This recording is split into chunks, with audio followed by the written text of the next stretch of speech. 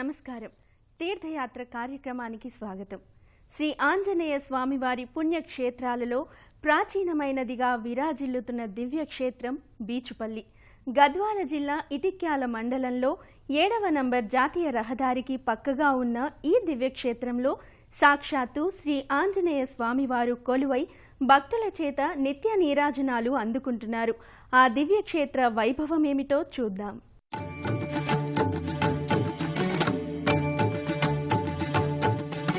శ్రీయాంజనేయం ప్రసన్నాంజనేయం ప్రభాదివ్యకాయం ప్రకీర్తిప్రదాయం భజే వాయుపుత్రం భజే బాలగాత్రం భజేహం పవిత్రం భజే సూర్యమిత్రం భజే రుద్రరూపం భజే బ్రహ్మదేవం వటంచుం ప్రభాతంబు సాయంత్రమీ నామ సంకీర్తనల్ చేసి నీ రూపు వర్ణించి నీ మీదనే దండకం ఒక్కటించేయనూహించి నీ మూర్తి నింగాచి నీ సుందరం పెంచి నీ దాసదా సుందరై రామభక్తుండరై నిన్నునే కొల్చెదన్నీ కటాక్షంబునందూచితే వేడుకల్ చేసితే నా మురారించితే శ్రీయాంజనేయం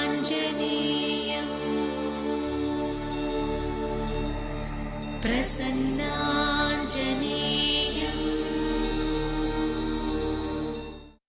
బీచుపల్లిలో కొలువైన శ్రీ ఆంజనేయ స్వామివారిని 16వ శతాబ్దం ఆరంభంలో వ్యాసరాయల వారు ప్రతిష్ఠించినట్లు చారిత్రక ఆధారాల ద్వారా తెలుస్తోంది.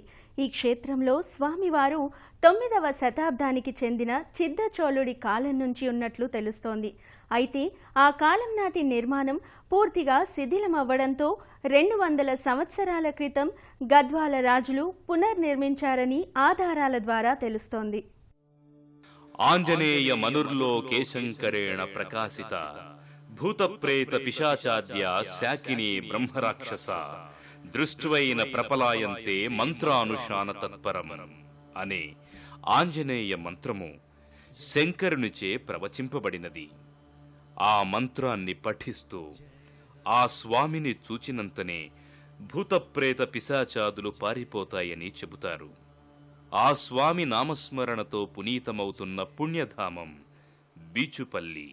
ఆంజనేయ స్వామి అతి పురాతన క్షేత్రాలలో ఒకటిగా వెలుగొందుతున్న ఈ దివ్యక్షేత్రం ఆ స్వామి మహిమాన్వితాలతో పవిత్రతనొందింది. కృష్ణా నదీ తీరంలో ఉన్న ఈ దివ్యక్షేత్రం ప్రశాంతమైన వాతావరణంలో అలరారుతూ భక్తుల పాలిట కొంగు బంగారంగా విరాజిల్లుతోంది. ఈ క్షేత్రంలో కొలువైన ఆంజనేయ స్వామివారు భక్తుల కోరికలు తీర్చే కల్పవృక్షంగా విరాజిల్లుతున్నారు.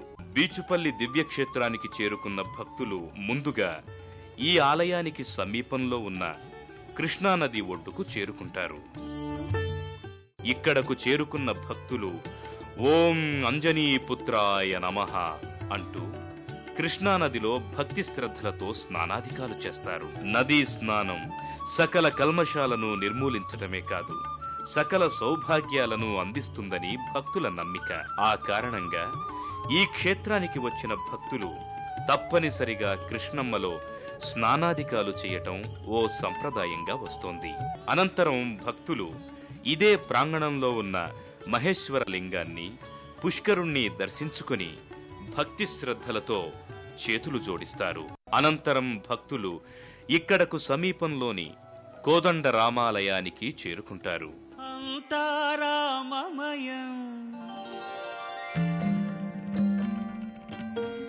ఈ జగమంతారామమయం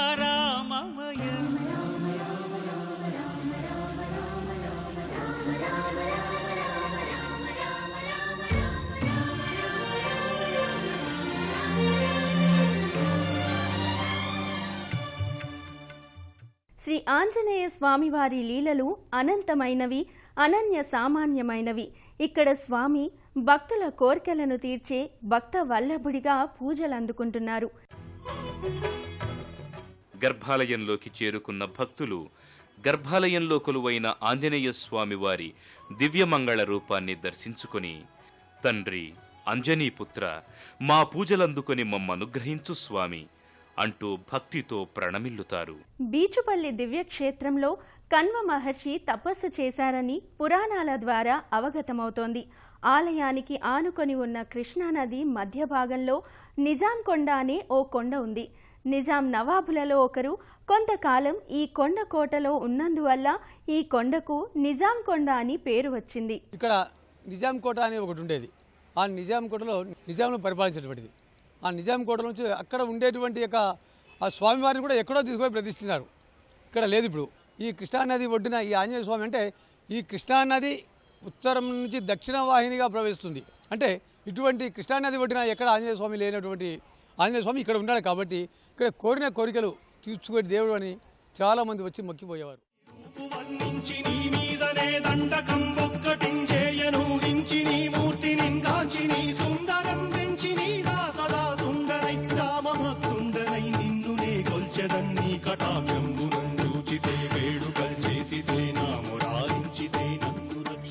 గర్భాలయంలో శ్రీ ఆంజనేయ స్వామివారిని దర్శించుకున్న భక్తులు ఇదే ప్రాంగణంలోని ఇతర దేవీ దేవతలను దర్శించుకుంటారు.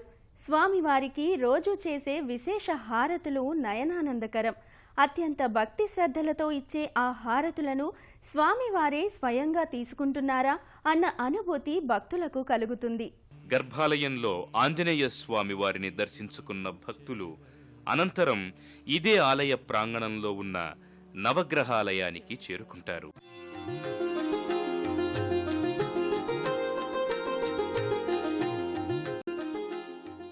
ఈ ఆలయంలో కొలువైన నవగ్రహాది దేవతల దర్శనం భక్తుల సమస్త పీడల నుంచి విముక్తి కలిగిస్తుందని దృఢంగా విశ్వసిస్తారు.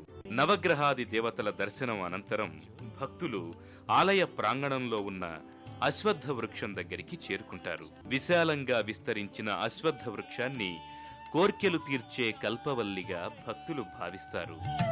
ఆ కారణంగానే మహిళా భక్తులు తమ కోర్కెల ముడుపుల్ని ఈ వృక్షరాజానికి కడతారు. ఈ వృక్షరాజానికి సమీపంలో వివిధ దేవీ దేవతల మూర్తులను కూడా భక్తులు దర్శించుకుని తరిస్తారు. ప్రధానాలయంలో ఎడమవైపు భాగాన భక్తులకు మహేశ్వర లింగం ఒకటి దర్శనమిస్తుంది. ఈ లింగ దర్శనం సర్వ పాపాలను హరిస్తుందని భక్తులు విశ్వసిస్తారు. ఈ మహేశ్వర లింగానికి సమీపంలో పార్వతీమాత దర్శనమిస్తుంది. ఆ తల్లి ఈ ఆలయానికి వచ్చే భక్తులను కంటికి రెప్పలా కాపాడుతుందని చెబుతారు. ఇదే ఆలయంలో కుడివైపు భాగంలో లక్ష్మణ సహిత సీతారామచంద్ర స్వాముల వారి మూర్తులు దర్శనమిస్తాయి. శ్రీరాముడి పరమ భక్తుడు ఆంజనేయుడు. ఎక్కడ రామనామం మారుమ్రోగుతూ ఉంటుందో అక్కడ ఆంజనేయ స్వామివారు ఉంటారని చెబుతారు. ఆ కారణంగానే ఈ ఆలయంలో స్వామివారిని దర్శించుకోవటానికి ముందు సీతాలక్ష్మణ సహిత రామచంద్ర స్వామివారిని భక్తులు దర్శించుకుంటారు. అలాగే కొంతమంది మహిళా భక్తులు తమ శిశువులను రామచంద్ర స్వాముల వారి పాదాల ముందు ఉంచి స్వామివారి ఆశీస్సులు తమ బిడ్డలకివ్వమని వేడుకుంటారు. ఈ మూర్తులకు సమీపంలో ఆంజనేయ స్వామి వారి పాదాలు దర్శనమిస్తాయి. ఈ పాదాల దర్శనంతో స్వామి ఆశీస్సులు లభించినట్లు భక్తులు విశ్వసిస్తారు. వీచుపల్లి ఆంజనేయ స్వామి వారి ఆలయానికి సమీపంలో కణ్వ మహర్షి తపస్సు చేశారని, ఆ కారణంగా ఆ మహర్షి తపో ఫలితంగా ఈ క్షేత్ర వైశిష్ట్యం మరింత పెరిగిందని చెబుతారు. స్వామివారి ఆలయానికి ముందు భాగంలో ఉన్న అందమైన పూదోటలు, ఉద్యానవనాలు నయనానందకరం. అత్యంత రమణీయంగా దర్శనమిచ్చే ఈ పూదోటలు భక్తులకు కావలసినంత మానసిక ప్రశాంతతనిస్తాయి. శ్రీకృష్ణ దేవరాయల గురువైన వ్యాసరాయలు ఇక్కడ స్వామివారిని ప్రతిష్ఠించి అర్చకుడిగా ఎవరిని నియమించాలా అన్న ఆలోచనలో పడ్డారట.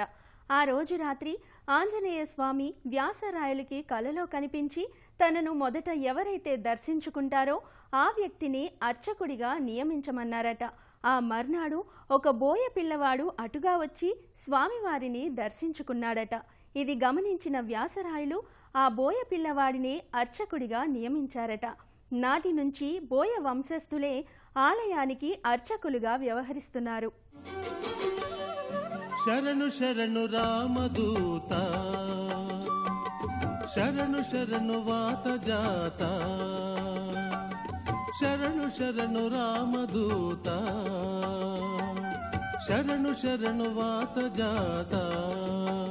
ఆంజనేయ స్వామివారి ఆలయంలో స్వామివారికి రోజూ ఇచ్చే విశేష హారతులు నయనానందకరం. వరములిచ్చి బ్రోవమంటి శరణు శరణు రామదూత, శరణు శరణు వాత జాత. బీచుపల్లిలో కొలువైన శ్రీ ఆంజనేయ స్వామి వారి దర్శనం సకల శుభాలకు సంకేతం. శ్రీ ఆంజనేయం ప్రసన్నాంజనేయం, శ్రీ ఆంజనేయం ప్రసన్నాంజనేయం. మహబూబ్ నగర్ జిల్లా ఇటిక్యాల మండలంలో 7వ నంబర్ జాతీయ రహదారిపై ఉన్న ఈ దివ్యక్షేత్రం బెంగళూరుకు వెళ్లే మార్గంలో విరాజిల్లుతోంది. జాతీయ రహదారికి పక్కగా ఉండటం వల్ల ఈ దివ్యక్షేత్రాన్ని అత్యంత సులువుగా చేరుకోవచ్చు. హైదరాబాద్ నగరం నుంచి సుమారు 170 కిలోమీటర్ల దూరంలో ఉన్న ఈ క్షేత్రంలో కొలువైన ఆంజనేయ స్వామివారు భక్తుల కోరికలు తీర్చే కల్పవృక్షంగా విరాజిల్లుతున్నారు. తండ్రి ఆంజనేయ అనగానే వచ్చి భక్తులను అక్కున చేర్చుకునే దేవుడు ఆంజనేయుడు. అంజనీ పుత్రుడిగా శ్రీరామదూతగా పూజలను అందుకుంటున్న బీచుపల్లి శ్రీ ఆంజనేయ స్వామివారి కరుణా కటాక్ష వీక్షణాలు మన అందరి మీద ఉండాలని కోరుకుంటూ మరో తీర్థయాత్రలో మళ్ళీ కలుసుకుందాం.